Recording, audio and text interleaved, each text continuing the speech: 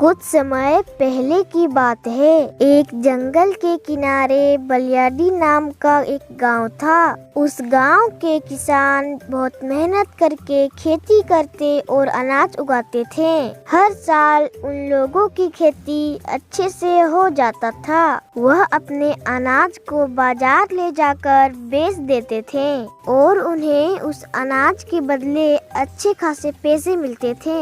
लेकिन कुछ ही दिनों की बात है, एक साल उन सभी किसानों ने अपने अपने खेतों में अनाज लगाए थे।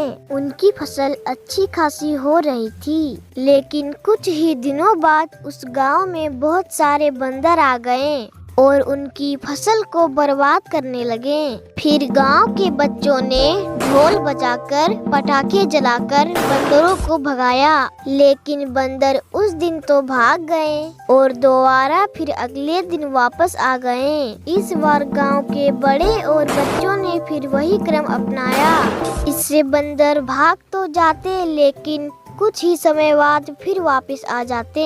इससे परेशान होकर गांव वालों ने सभा बुलाई। सभा में बात विचार करते हुए यह निर्णय लिया गया कि अगर गांव में बंदर रहेंगे तो सभी किसान भूखे मर जाएंगे। इसलिए उन सभी गांव वालों ने मिलकर योजना बनाई कि सभी गांव वाले ध्यान से सुने।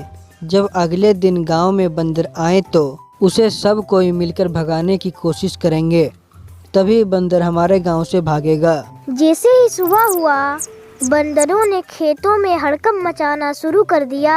फिर सभी गांव वालों ने योजना के अनुसार बंदरों को भगाने की कोशिश किए।